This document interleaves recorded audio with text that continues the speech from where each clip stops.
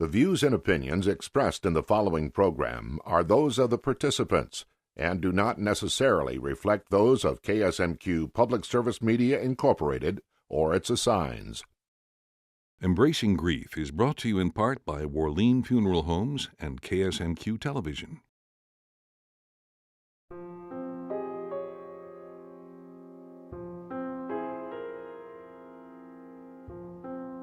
Your life changes forever, and you keep liking to think that you're going ahead, even if some days you're stuck. And I miss her because we were together just like two peas in a pod. It's just, well, it's just hard.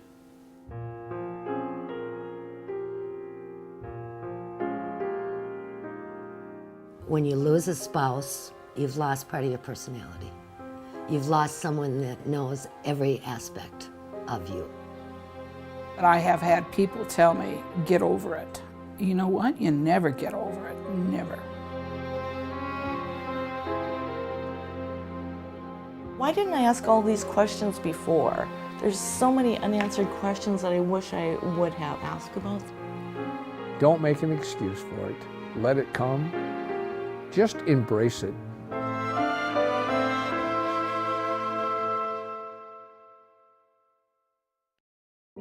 All people experience grief. It might occur with the loss of a job, or while moving away from home, or when involved in an accident. But when faced with the death of a loved one, grief becomes acute and sometimes unbearable. It's crucial to know that people experience grief uniquely, with different levels of emotions and different ways of showing it, and it's experienced over different lengths of time. But we all have the capacity to not just survive grief, but to manage it, and even let it strengthen us. You can choose to make that happen. The stories you're about to hear are true. The people sharing them hope you will gain valuable insights to help you learn how to embrace grief.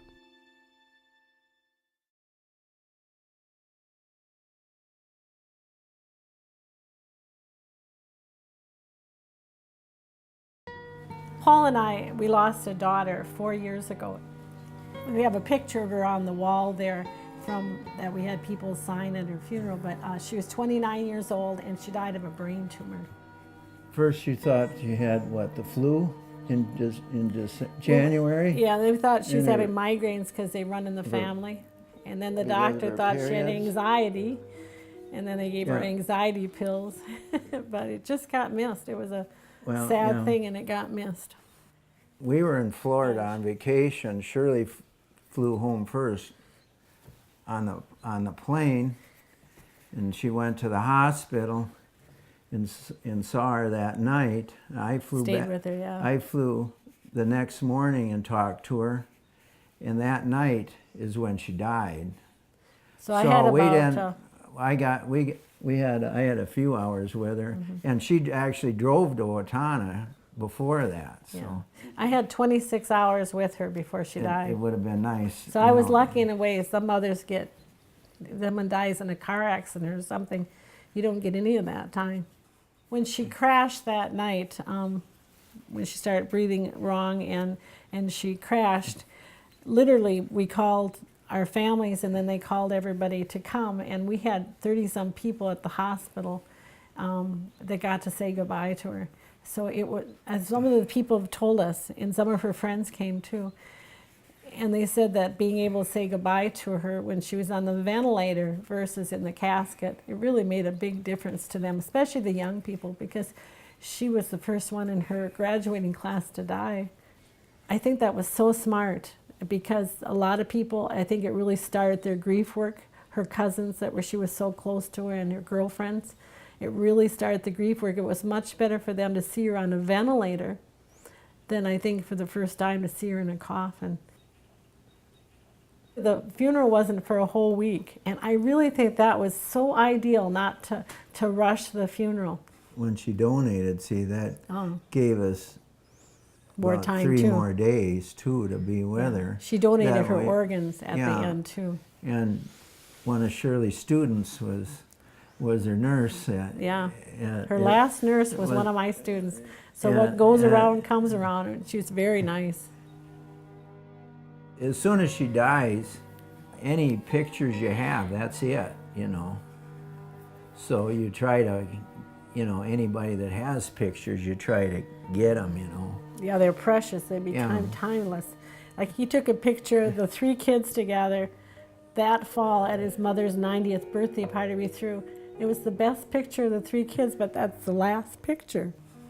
You can't make up time because that's it. There aren't any more pictures and there aren't any more ability to do that. The dress on the mannequin was a dress that Katie was revamping with some different lining and things like that. And she tore it all apart.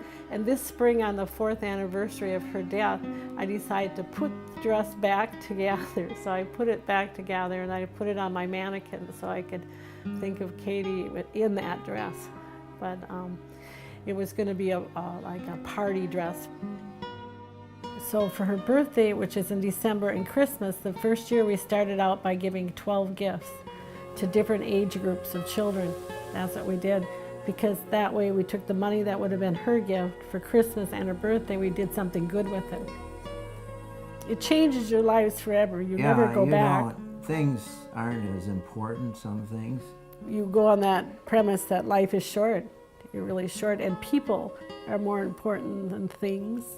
And time is more important with people. But your life changes forever, and you keep liking to think that you're going ahead, even if some days you're stuck, not with mini baby steps, but I think you keep trying to move ahead so that you aren't getting stuck too long in your grief process, that you're moving ahead. And there's lots of people that need us. We have 2 children yet that need us, so. But no grandchildren yet, but no, I think we're doing okay. We're not the first ones, and we aren't the last ones. That'll lose a child, yeah. No.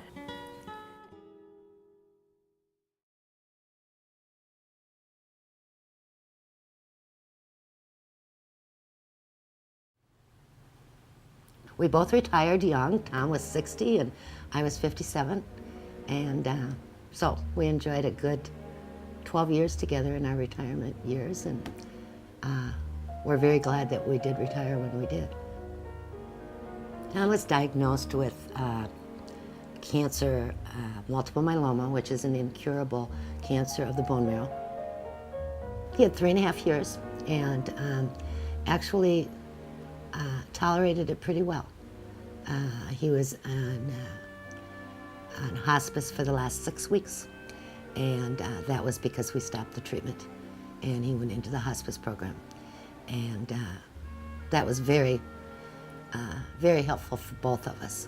I think it's a realization, it's a come to terms with where you're at in your life, and knowing that we were able to make that decision together.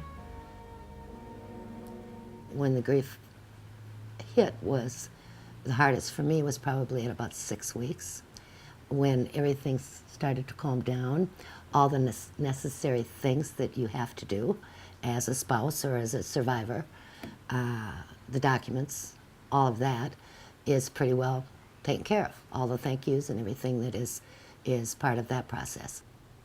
That's the main thing I think you feel when you lose a spouse, that you've lost part of your personality. You've lost someone that knows every aspect of you and how you react and how you feel. And so that's probably the biggest loss that I feel. I couldn't remember things, couldn't concentrate, had no appetite, all of the things that I think are part of grief. And not knowing that, you begin to think you're going crazy. You don't know where to turn. You don't know what's going to happen. You're scared. You're, all of those different emotions. So going to the grief support group was probably a savior for me. For me and those that I've met through that process, it was when we were able to share our stories. I have great friends, great family, but I have made some very close friends through these two groups that I attended. There is no normal because we're all different, and we have to respect that in people. I think when we go to these meetings and meet other people, and you know, my way isn't maybe the right way for you, but that's one of the things I gained from that, is learning that you know, I can give you advice, but that doesn't mean it's the right advice for you. I think I'm doing very well. I know people say you're so strong. I don't know if strong is the word. Maybe determined, I don't know. You do have to make changes in your life, and I think I've done that, not too dramatically, but knowing that that can happen and that is normal, and you are what they call the new normal. The new normal is going to the grocery store on your own, simple things like that, making a decision, should I paint the wall white or should I paint it gray? All those little things that seem so immaterial that all of a sudden become an important part of your life. And knowing that and realizing that you can get through it is a big help.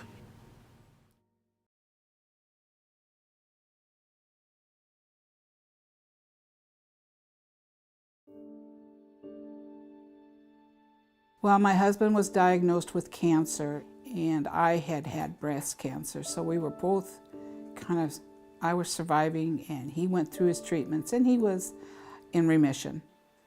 He went into the hospice program in 2007, and he passed away in 2009. And I am so glad because that we had that time.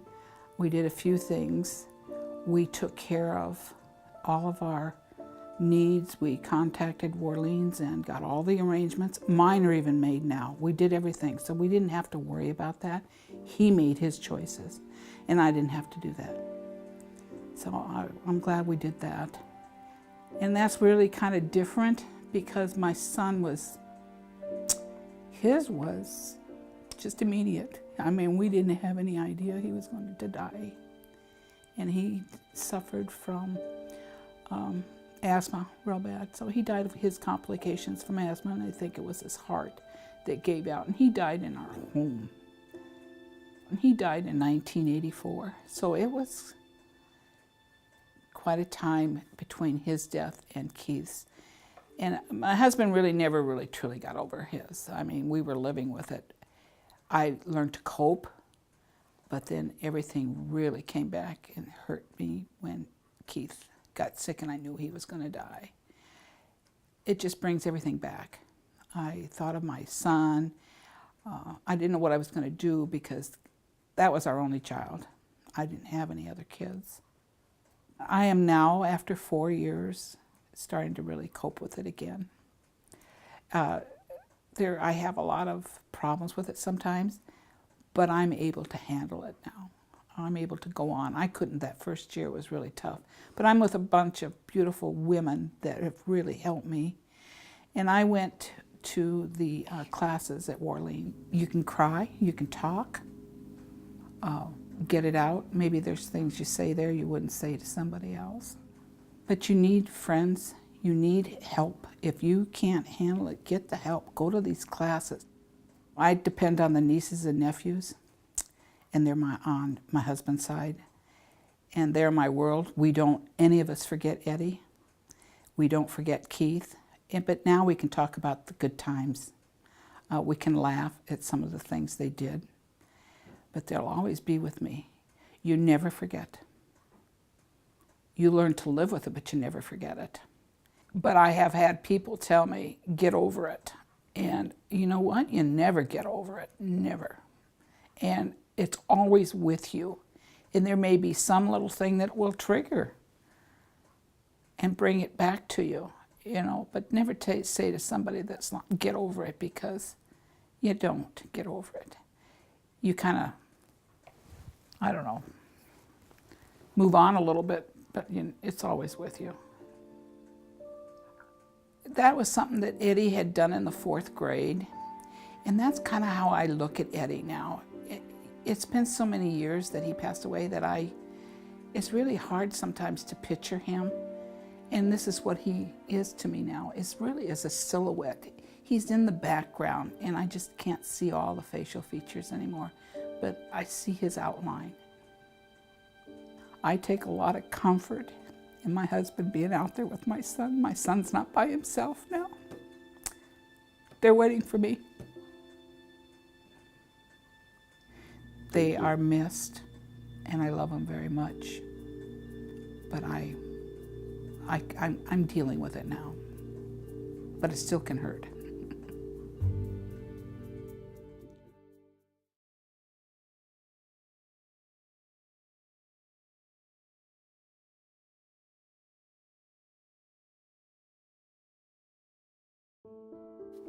We used to go to dancing. We went to the Terp, the Oasis, every chance we got. I didn't have a car, so we walked every place we went, which wasn't far in them days. And finally, one day, she says, "Are you serious?" Her folks wanted her to come home and work on a farm, and she didn't want to go, but she's trying to find a way that she wasn't going to. And so next day, I went in the jewelry store and bought a diamond ring. And that night I walked her home and gave her the ring, and this here picture here is the morning after. And then we set the date, and 3 months later we were married. I was always wanted to mine gold, so then we went up through the mountains and we found a claim. And so we went, then every summer from then on, my vacations, I went to Montana, and she panned gold the same time as I did. And some of the gold, the loose stuff, this is the biggest one I ever found out there. But a lot of it was little loose stuff. I made necklaces for Angie out like this here. And so that's what I did. At her funeral, I put that on her neck because she helped get it, and I figured, well, it would be no more than fair for her to show it off. I was her caretaker for a couple of years. And after she couldn't go to the basement, then I had to learn how to wash clothes and take care of everything in the house, do the cooking and everything, because she wasn't able to stand any length of time. And I miss her because we were together for 30 years. I was retired just like 2 peas in a pod. So it's just, well, it's just hard. Hope for the best and believe in God and pray that He will help you and keep your strength and whatever He's got left for you to do. That's why I figure I'm living so good and in kind of good shape. He's still got something left for me to do. I tell all the young people that I'm married, don't ever go to bed mad at each other because you're lucky to have somebody that will stay with you. Just think of all your fond memories, the good things that happened. Forget about anything bad or that. Just think of all the good things you did together. And then pray the Lord that you'll both meet in heaven.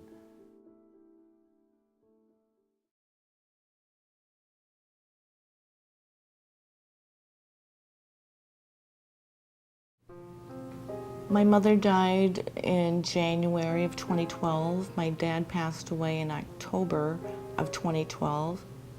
My dad was diagnosed with Alzheimer's. And then my mother started getting a little more forgetful and, not doing the things around the house that she always did. And finally got them to try moving into an assisted living facility. Before they moved out of their house into assisted living, one day I went over to their house to check on them. And my parents were sitting in the living room, and my mom said, "Well, Paulette, me and Dad decided that we're at peace and we're ready to go." Between then and the time they did pass away, I had to keep reminding myself that, okay, they are at peace, they're ready to go. So, you know, sometimes you have to look back and see that and remember that. You know, for me, I think I obviously deal with it as it comes.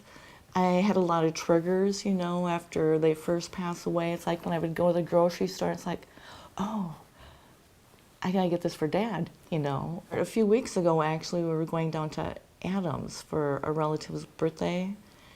And about a mile before we got to town, I just started getting very apprehensive. And it's like, what in the world? My father passed away at Adams Care Center. And, you know, I thought nothing of driving down to Adams. But as I was getting closer, it's like, what's going on? Why am I feeling this way? By then I was bawling. It's like, I totally didn't expect that at all. As time goes on, I find that I'm going back to before they had the Alzheimer's and remembering more of the good times instead of constantly the times where I was worried about them or taking care of them. It's like, I'm glad those days are getting less and less, and I can just go back and remember all the days of growing up. And yeah, and like I said, looking at all the pictures and scrapbooks and stuff makes me realize all those good times. My mom didn't throw anything away. I'm still going through things and thinking, oh my gosh, you know, why didn't I ask all these questions before? There's so many unanswered questions that I wish I would have. It's like people really need to talk to their parents and, you know, what were their lives really like? What did they really do? Who are these people? Go over your photo books. It's like I've learned so much and I still have so much to know, to learn, and it's like it's getting down to where there's not a whole lot of relatives or friends that I can still ask about that. It's fascinating, all the gifts like that that they really loved. Have a plan, let them know, you know. And like I said, tell your kids the stories, you know, go over those photo albums and, you know, it's, yeah.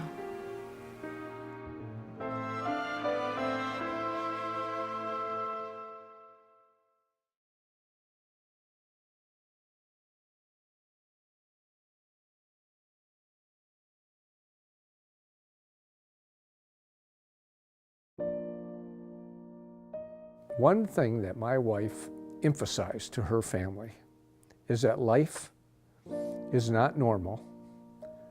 The only normal is the setting on the gas dryer. And we took each day as it came. The day she died was 8 days short of us being married 50 years. So I think it was quite a memento. We almost made it. Difficult, but yet, you know, yet reassuring. You know, it just shows that we live for each other and not for the deadline. She was very goal-orientated.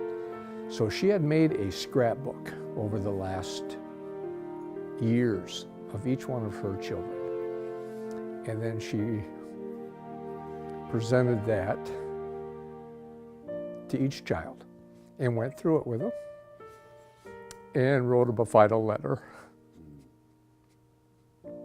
So we did. We got everything done that we needed to get done. And then she left me several notes around the house, and I find them periodically. Little things that she wanted to tell me that she knew I would be wanting to have questions. So it's every day as I kind of go through the house, it's an adventure. The last 17 days, of course, were packed. And before she left the hospital, she wanted 2 prints brought up to the hospital, and she gave the very last print to her doctor, Dr. Fleming, and signed it. That was the last print that was the artist had signed. And the second one was for me. And I wanted her to sign that, and she just didn't have time in the hospital. And we got home, and I put the print by her bed, and hoping that she would get that done. She never got around to it, and I felt so bad. A week later, I'm digging in the closet to get something out of the closet, and there is a note saying, Paul, dig a little further. And there is the print, signed and with a note on it. I did forget, this is for you. She never left a T not crossed or an I not dotted. And that was made her so special. I would say to anybody that don't try to get rid of the past. And because it's not a past, it's a walkway to the future. It really is. When you look at the word coping, yes, we have to get over the fact that they're not here anymore. But I don't think that's what you focus on, is the fact that they still are here. Every time you look at something, they're here. And it's like looking at a picture. It's just a little glimpse of the past. And pictures encourage you. So I would say from that aspect, every time I look in this house, I'm encouraged that I was blessed with a wonderful woman who loved life, who had a good relationship with the Lord, knew where she was going, and was not fearful one iota of death at all. And she instilled that in her grandchildren, in her children, and in her husband. And her last words were, I'll be waiting for you. Be there.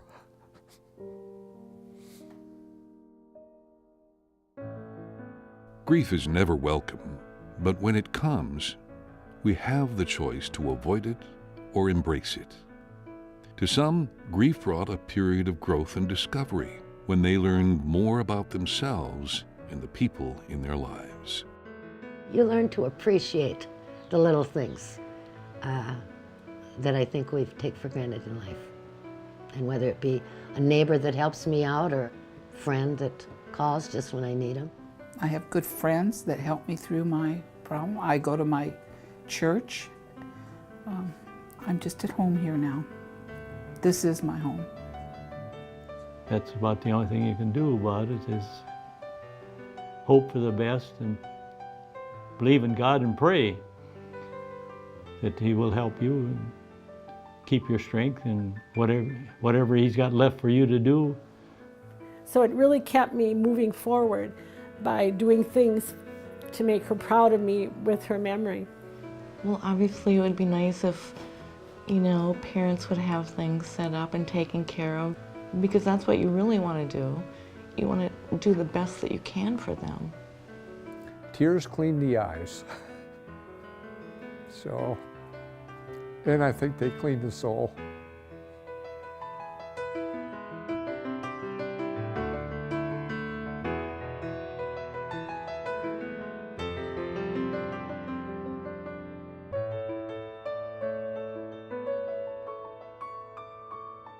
Embracing Grief is brought to you in part by Worleen Funeral Homes and KSNQ Television.